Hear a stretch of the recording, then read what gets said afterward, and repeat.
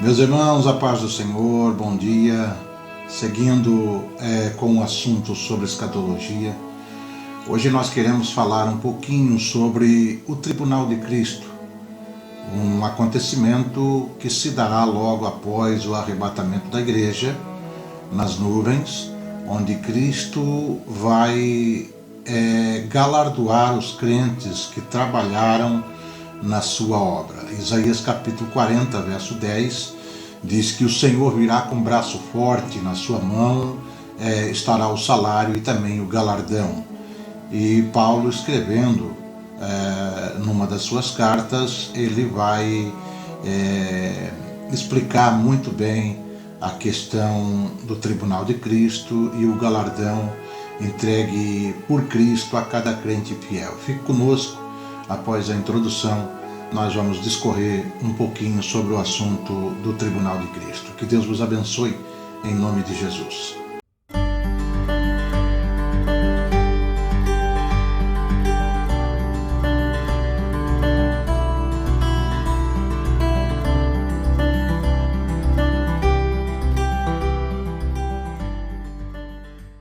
Meus irmãos, a paz do Senhor novamente. Primeira carta de Paulo aos Coríntios, capítulo 3, verso 1 ao 15, a Bíblia Sagrada vai dizer a seguinte palavra: E eu, irmãos, não vos pude falar como a espirituais, mas como a carnais, como a meninos em Cristo. Com leite vos criei, e não com carne, porque ainda não podias, nem tampouco agora ainda podeis. Porque ainda sois carnais, pois havendo entre vós inveja, contenda e dissensões, não sois porventura carnais, e não andais segundo os homens? Porque dizendo um, eu sou de Paulo, e outro, eu sou de Apolo, porventura não sois carnais? Pois quem é Paulo e quem é Apolo, senão ministro pelos quais creste, e conforme o que o Senhor deu a cada um? Eu plantei, Apolo regou, mas Deus deu o crescimento. Por isso, nem o que planta é alguma coisa, e nem o que rega, mas Deus que dá o crescimento. Ora, o que planta e o que rega são um, mas cada um receberá o seu galardão segundo o seu trabalho. Porque nós somos cooperadores de Deus, e vós sois a lavoura de Deus e edifício de Deus. Segundo a graça de Deus que me foi dada, pus eu como sábio arquiteto o fundamento, e outro edifica sobre ele. Mas veja cada um como edifica sobre ele, porque ninguém pode pôr outro fundamento, além do que já está posto, o qual é Jesus Cristo. E se alguém sobre esse fundamento formar um edifício de ouro, prata, pedras preciosas, madeira, feno e palha, a obra de cada um se manifestará na verdade, o dia o declarará, porque pelo fogo será descoberta, e o fogo provará qual seja a obra de cada um. Se a obra que alguém edificou nessa parte permanecer, esse receberá galardão. E se a obra de alguém se queimar, sofrerá detrimento, mas o tal será salvo, todavia, como pelo fogo. Meus irmãos, não há crente em Cristo que não tenha lido ou ouvido sobre o arrebatamento da igreja. Um assunto que nós resumimos muito rapidamente no último vídeo, nós vamos deixar aí no card, e que se dará esse acontecimento no milésimo de segundo, muito rápido, num abrir e fechar de olhos. Jesus falou em Mateus 24 e 27 que ele será como um relâmpago que sai do Oriente e se mostra e se posta no Ocidente. E interessante que é só sair nos jornais que a nação de Israel entrou em conflito com alguma nação vizinha, que cristão pelo mundo todo eles ficam receosos com relação ao arrebatamento da igreja. Se houver algum terremoto, um maremoto, um tsunami, um tufão, um vulcão, um tornado, muitos crentes ficam alarmados e em desespero. Basta uma calamidade social, quando se segue doenças das mais variadas, como está acontecendo no momento, para muitos cristãos questionarem quando se dará a vinda de Cristo. Basta só acontecer esse tipo de coisa. E por falta de conhecimento, muitos cristãos, eles vivem temerosos e assustados com relação ao encontro de Cristo com a igreja. E o pior, muitos líderes religiosos, por não compreenderem as Escrituras, não ensinam aos seus seguidores e ainda com dolo ou não, são bastante maldosos para assustar os crentes a ponto de os crentes, uma parte deles, ter medo do arrebatamento da igreja. E a palavra de ordem seguida por esses camaradas que colocam medo nas pessoas é: se Jesus voltar hoje, você está preparado? Já é a última hora, é meia-noite no relógio de Deus, prepara-te, ó igreja.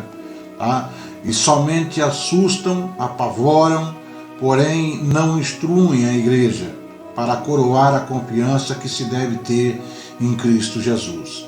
Mensagens acerca do arrebatamento nas redes sociais são constantemente compartilhadas, porém nada de concreto ou seguro é retransmitido. Tá? É simplesmente, às vezes, um barulhão, né? E assusta muita gente, profecias descabidas que a gente tem visto, pessoas fazendo vídeo, falando sobre terremoto e maremoto que vai acontecer no litoral brasileiro, que vai varrer o litoral de cima e embaixo, e muito mais para assustar do que para ensinar. Especulações acerca de sinais, eventos, guerras, calamidades é a tônica para se abordar o assunto do arrebatamento da igreja. E se esquecem do proposto pelo apóstolo Paulo. Ele vai escrever em 1 Tessalonicenses 4, versos 17 e 18, que nós seremos arrebatados juntamente com eles nas nuvens a encontrar o Senhor nos ares, e assim estaremos sempre com o Senhor. Portanto, consolai-vos uns aos outros com essas palavras. O arrebatamento da igreja, o rapto dos crentes dessa terra, será simplesmente para nós usarmos hoje como conforto para a nossa vida espiritual e esperança em encontrarmos com Cristo nas nuvens. O arrebatamento, ele deve ser abordado para consolar uns aos outros e não para assustar os irmãos em Cristo. O arrebatamento é motivo de consolo e não de preocupação, de medo, de terror. O apóstolo Paulo, ele vai fazer referência ao arrebatamento explicitamente por 2 vezes, enquanto abordava outras questões doutrinárias. Uma das abordagens acerca do arrebatamento se deu enquanto o apóstolo aos gentios defendia a doutrina da ressurreição dentre os mortos, em 1 Coríntios capítulo 15, verso 12. E a outra enquanto ele esclarecia as condições dos cristãos quando partem para a eternidade. Porque havia dúvida em Tessalônica, os crentes, alguns estavam vendendo tudo que tinha, simplesmente sentando na calçada esperando Cristo voltar. E aí Paulo vai explicar a questão do arrebatamento no capítulo 4. Nas 2 vezes em que o apóstolo Paulo faz referência ao arrebatamento, ele apontou para a necessidade de os cristãos permanecerem firmes e constantes. Lá em 1 Coríntios capítulo 15, verso 58. O mesmo que sóbrios e vigilantes, em 1 Tessalonicenses 5 e 6. E ao escrever aos cristãos da cidade de Coríntios, o apóstolo Paulo, no capítulo 15, ele procurou trazer à memória dos cristãos o evangelho que já havia sido anunciado, o mesmo evangelho que eles haviam recebido e que eles permaneciam nele. E a abordagem de Paulo foi necessária porque se introduziram em meio aos cristãos algumas pessoas que se diziam que diziam que não havia ressurreição dos mortos. E por causa desse desvio doutrinário, o apóstolo roga aos cristãos de Corinto que voltassem à sobriedade, tá? A ter visão, não estar como um bêbado, mas a ter sobriedade do evangelho e que não pecassem diante de Deus. E por isso, no capítulo 3 da primeira carta aos Coríntios, Paulo vai ratificar a vida cristã. verdadeira, falando sobre o tribunal de Cristo. Acontecimento esse que se dará logo após o arrebatamento da igreja. Mas talvez você esteja perguntando, pastor, mas afinal o que é o tribunal de Cristo? Porque quando se fala de tribunal, logo vem à mente a palavra condenação. O tribunal de Cristo, ele não vai ser para condenação. A frase tribunal de Cristo pode ser resumida numa única palavra grega, bema, que significa uma plataforma elevada de arbitragem de recompensa e um local onde as obras e a vida dos crentes será analisada. Quando nós formos arrebatados e já estivermos lá no céu, nós seremos julgados pelas nossas obras, pelo nosso caráter, pela nossa frutificação aqui na terra e não seremos condenados. Romanos 8:1 diz que, portanto, agora nenhuma condenação há para os que estão em Cristo Jesus e não andam segundo a carne, mas segundo o Espírito. Então não tem condenação. O tribunal de Cristo irá determinar as recompensas ou perdas e não a salvação, pois todos que estiverem no tribunal serão no mínimo salvos. O tribunal de Cristo é sem dúvida para os cristãos e não para os não crentes. O tribunal de Cristo trata-se de Jesus dando conta aos crentes, dando galardão aos crentes pelas suas obras enquanto serviram a Cristo aqui na terra. O tribunal de Cristo não vai determinar a salvação de ninguém, como muitos pensam. A nossa salvação, ela é determinada pelo sacrifício de Cristo em nosso lugar. 1 João 2:2 e também pela nossa fé nele. João 3:16. E aí você pode perguntar, pastor, mas o que é, afinal, o que é galardão? E nós vamos tratar desse assunto bem resumido sobre o que é galardão. Em alguns tópicos que nós vamos entrar já logo na frente. Mas em resumo, o galardão é uma recompensa que teremos no dia do tribunal de Cristo. Seremos julgados e não condenados, segundo as nossas obras, e se essas obras forem do agrado do galardoador, que é Jesus, então nós recebemos o galardão, que é uma recompensa. Jesus nos entregará o nosso galardão. Apocalipse 22:12 vai dizer: e eis que venho sem demora, e comigo está o galardão que tenho para retribuir a cada um segundo as suas obras. O tribunal de Cristo e a sua relação com os crentes é um tanto interessante. Vamos discorrer sobre alguns tópicos. O julgamento no tribunal de Cristo. Muitos confundem o juízo final, o grande trono branco, onde os ímpios estarão diante de Deus prestando conta da sua vida, com o julgamento do tribunal de Cristo.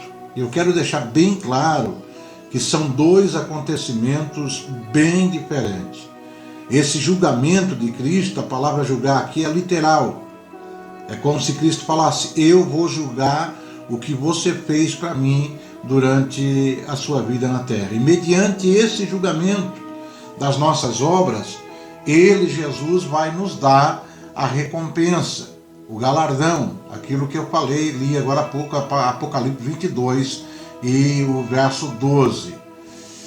Já o juízo final é outro acontecimento, e esse se dará após o milênio, que isso vai ser assunto para um outro vídeo mais na frente. Mas em resumo, a diferença entre o julgamento de Cristo e o juízo final é que no juízo final os ímpios serão julgados e receberão o lago de fogo eterno ou a condenação eterna. No julgamento de Cristo, os salvos serão julgados para receber o galardão e entrar na vida eterna com Cristo Jesus. No tribunal de Cristo acontecerá um evento chamado julgamento, e será nesse evento que seremos julgados para recebermos cada um segundo a sua obra ou o seu galardão. E quando se dará isso, pastor? Quando se dará o tribunal? Essa questão é bem interessante. Já ouvi muitas teorias sobre o assunto, porém sem fundamento. A mais plausível, a mais certa, é que o tribunal de Cristo acontecerá no dia do arrebatamento, lá no céu. E eis que cedo venho, e o meu galardão está comigo para dar segundo a cada um segundo a sua obra. Quem será o juiz desse julgamento, pastor? É muito interessante isso. A Bíblia vai ensinar que Deus é o juiz. Deuteronômio 1:17, e Jesus é advogado. 1 João 2:1. Porém, quando chegar o dia do julgamento, o evento que faz parte do tribunal de Cristo, Jesus será o juiz e não Deus. Aí em 2 Timóteo 4:8 a Bíblia afirma que Jesus será o juiz. Desde agora a coroa da justiça me está guardada, a qual o Senhor, o justo juiz, me dará naquele dia, e não somente a mim, mas a todos que amarem a sua vinda. Pastor, as obras do crente e o julgamento de Cristo, como dividir isso? Em primeiro lugar, a precisão do julgamento de Cristo. Muitos pensam que serão recompensados por todas as obras que fizeram. Porém, a Bíblia ensina que no dia do julgamento, as nossas obras passarão por uma peneira. Somente as obras feitas de coração serão contabilizadas para o nosso galardão. Eu vou citar algumas obras que Jesus levará em conta no dia do julgamento, desde que seja de coração. Todo aquele que ora a Deus em favor do seu próximo, todo aquele que leva a palavra de Deus aos que precisam, os que ajudam os pobres, os órfãos, as viúvas, os que alimentam os famintos e dão de beber aos sedentos. E pastor, o que tem a ver a relação que Paulo vai falar sobre ouro, prata e pedras preciosas? Você sabe que o ouro é o bem mais valioso na cultura do Antigo Testamento, tanto que se fez os utensílios do tabernáculo com ouro. Candelabro, a Arca da Aliança, entre outros itens. Na Bíblia, o ouro simboliza aquilo que procede de Deus, as coisas divinas.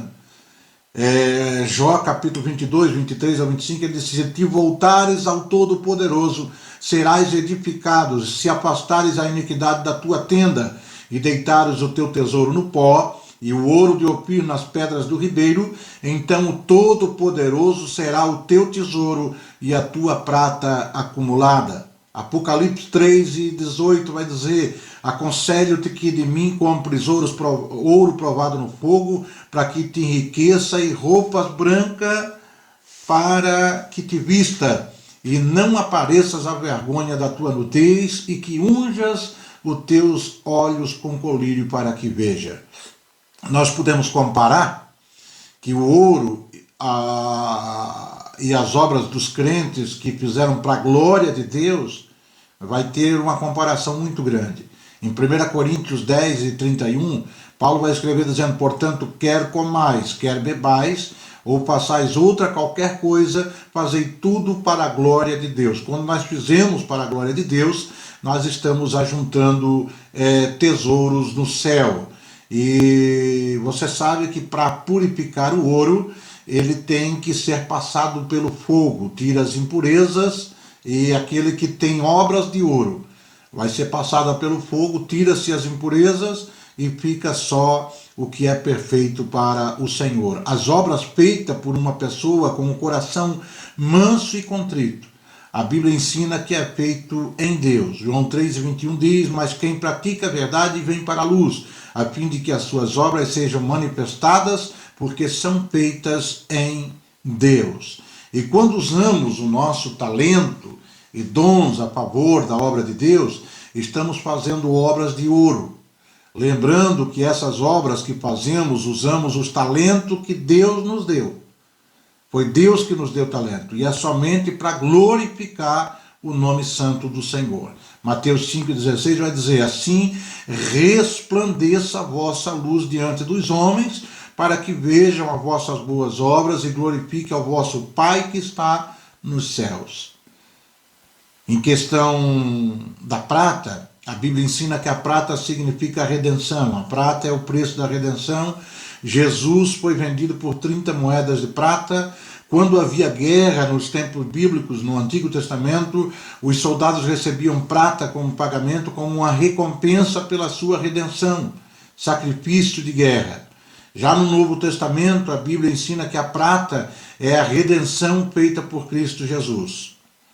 E pedras preciosas são símbolo do Espírito Santo e da glória de Cristo no crente. E eu dei-lhe a glória que a mim me deste, para que sejais um como nós somos um. João 17:22. Louvado seja o nome santo do Senhor. E aí nós temos as obras que perecerão. A Bíblia ensina que as obras do crente passarão pelo fogo divino. Se a obra sofrer detrimento, essa obra não será recompensada. Se a obra de alguém se queimar, sofrerá detrimento, mas o tal será salvo, todavia, como pelo fogo. 1 Coríntios 3:15. E se você observar essas obras, a primeira delas é madeira. Na Bíblia, a madeira é simbolizada por obras humanas, é uma figura de uma árvore que cresce para si mesmo. Tá? As obras de madeira são obras dos crentes que buscam a própria glória. E no dia do julgamento de Cristo, eles não receberão por essas obras, pois a madeira não resiste ao fogo. Muitos fazem obras na igreja para crescimento pessoal e não por amor a Deus. Portanto, quer comais, quer bebais ou façais qualquer outra coisa, fazei tudo para a glória de Deus. A gente sabe que ouro, prata, pedras preciosas, quando passa pelo fogo, no caso da prata e do ouro, saem as impurezas somente, e a prata e o ouro fica pura. E as pedras preciosas, se tiver alguma impureza que o fogo consome, sai e fica só a pedra preciosa. A segunda obra que vai ser consumida é o feno. Feno é capim, é erva seca, são obras aparentes, mas sem consistência, sem vida, tais como erva seca. O capim é perecível e ele representa as obras dos crentes que trabalham somente buscando a glória e a fama para si. Infelizmente, hoje, boa parte de cantores, de pregadores, não generalizando, é lógico, fazem isso para a glória própria, para dinheiro, para fama e não para Deus. Mas esses fazem tais coisas desse tipo, já receberam um galardão aqui na terra. E lá no céu vai ser consumido pelo fogo aquilo que eles imaginam que tem, mas que na realidade já não tem mais. E em terceiro, a palha. A madeira tem certa consistência, mas a palha é muito fraca, não resiste à força do fogo. O vento leva com facilidade. Oséias 13:3 diz: por isso serão como a nuvem da manhã e como o orvalho da madrugada, que cedo passa, como palha que a tempestade lança da ira e como a fumaça de chaminé. A palha é instável, não pode se misturar com trigo. O profeta que tem um sonho conta o sonho, e aquele que tem a minha palavra, fala a minha palavra com verdade. E o que tem a palha com o trigo, diz o Senhor. Está lá em Jeremias 23:28. A palha representa obras sem firmeza alguma, ou seja, feita por crentes que são incapazes, por exemplo, por alguém que não está preparado para fazer tal obra, mas se mete, quer fazer e acaba apresentando palha ao Senhor. A prestação de conta de cada crente e os galardões, a gente vai ver que alguns vão prestar mais conta do que outros. Mas como, pastor? Os pastores e líderes darão conta dos seus rebanhos. Naquele dia, no dia do julgamento de Cristo, todos nós seremos julgados. Conforme já dissemos, porém, nós, pastores, teremos uma responsabilidade maior naquele dia, pois foi confiado a nós, a eles, pastores, e eu também me envolvo nesse grupo, as ovelhas do sumo pastor, ovelhas que não são nossas. A função do pastor é levar com segurança as ovelhas que o Senhor lhe deu para o céu. O lugar que é de direito, se um pastor mata uma ovelha no sentido espiritual, esse mesmo dará conta dessa alma morta naquele dia. Uma das tarefas mais difíceis, ministerialmente falando, é sem dúvida ser pastor. E digo com base na experiência própria de ser pastor. vejo quanto se sofre para se fazer a obra de Deus e fazer de uma maneira correta. Eu postei há algum tempo no Facebook como é difícil pastorear, pois envolve descobertas, mudanças, abandonar maus hábitos para que Deus seja honrado. Pastorear é investir tempo na vida das ovelhas e se dar a alguém que mal conhecemos, que às vezes não nos valoriza, mas que foi anexado à nossa família através da obra da cruz por meio de Cristo Jesus. Não é uma carteirinha de ordenação física, mas é espiritual, é uma vocação, é um chamado executado sem glórias humanas naturais, mas que transforma as vidas todos os dias. Nos dias de Ezequiel, ele critica os pastores por serem amantes de si mesmo e não cuidar das ovelhas. Ezequiel capítulo 34, o profeta não se calou diante disso e proclamou o julgamento divino. Ezequiel 34, 7 ao 10 diz assim: portanto, ó pastores, ouvi a palavra do Senhor, vivo eu, diz o Senhor Deus, que porquanto as minhas ovelhas foram entregues à rapina, e as minhas ovelhas vieram a servir de pasto a todas as feras do campo, por falta de pastor. E os meus pastores não procuraram as minhas ovelhas, e os pastores apacentaram a si mesmo, e não apacentaram as minhas ovelhas. Portanto, ó pastores, ouvi a palavra do Senhor. Assim diz o Senhor Deus: eis que eu estou contra os pastores, das suas mãos demandarei as minhas ovelhas, e eles deixarão de apacentar as ovelhas. Os pastores não se apacentarão mais a si mesmo, e livrarei as minhas ovelhas da sua boca, e não lhes servirão mais de pasto. A Bíblia ensina que os pastores e líderes responsáveis por levar as ovelhas em segurança para o céu receberão uma recompensa diferenciada naquele dia.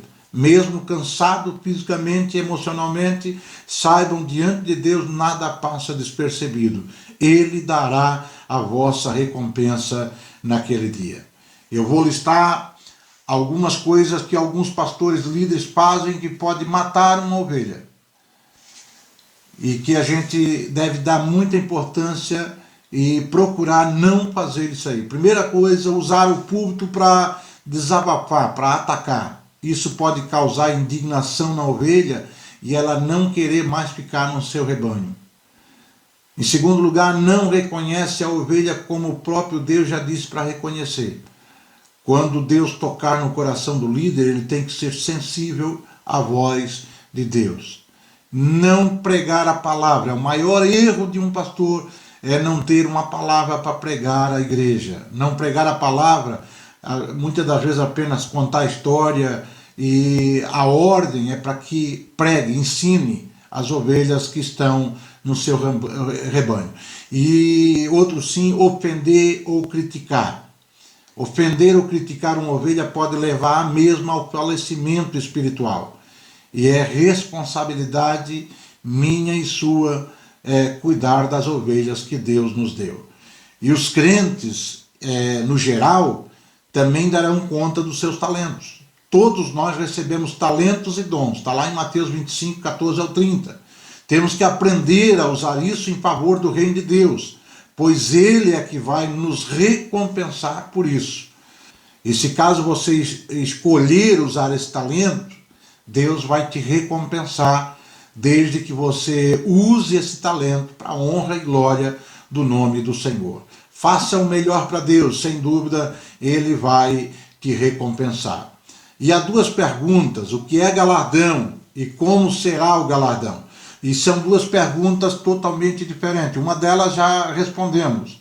Galardão é recompensa. Porém, como será o galardão, nós não falamos.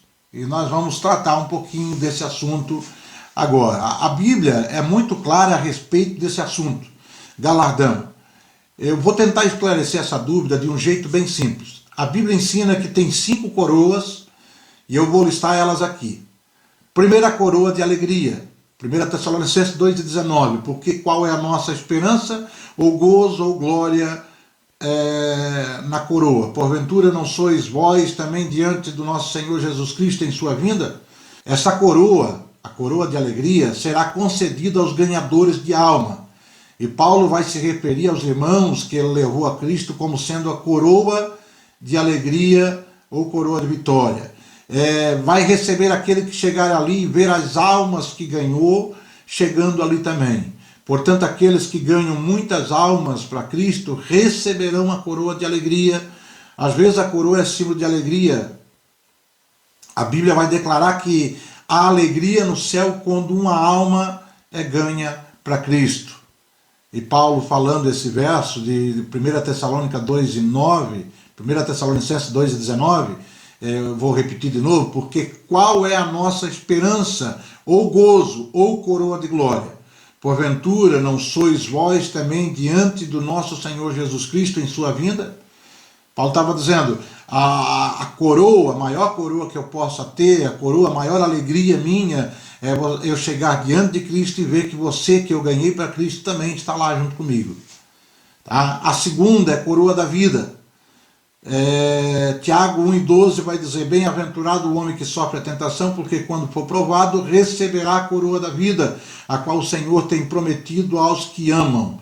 Apocalipse 2:10 vai dizer, nada temas das coisas que hás de padecer. Eis que o diabo lançará alguns de vós na prisão, para que sejais tentados e tereis uma tribulação de 10 dias, ser fiel até a morte, dar-te-ei a coroa da vida. Essa coroa não é a vida eterna como pensam alguns cristãos. O galardão é dado com base nas obras. A salvação é dada exclusivamente com base na graça de Deus. Bem-aventurado o varão que sofre a tentação, porque quando for provado receberá a coroa da vida, a qual o Senhor tem prometido aos que o amam.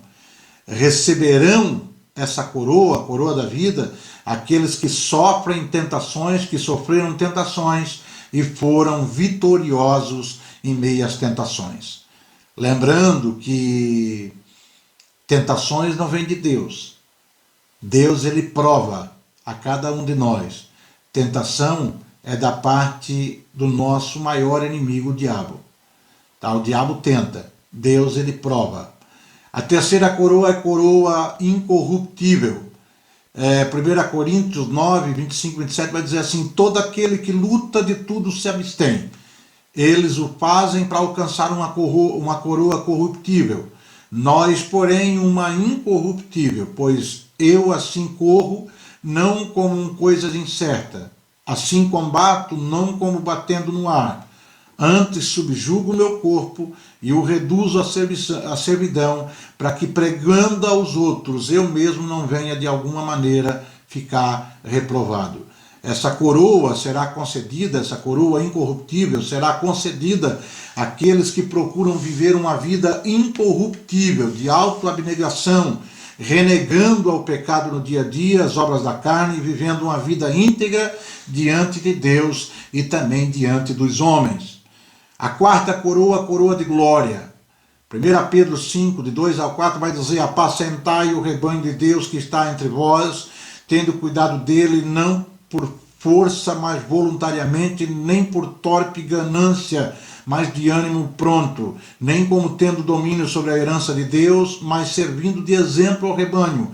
E quando aparecer o sumo pastor, alcançareis a incorruptível coroa de glória. Essa coroa será concedida a pastores e líderes que, ao serem chamados, desempenham bem os seus ministérios, e também aqueles que lideraram com fidelidade sobre o povo de Deus, procurando sempre o bem-estar das ovelhas de Cristo, sempre com o intuito de fazê-las crescer, alimentando-as na fé e no amor de Deus. E em quinto e última coroa, a coroa da justiça.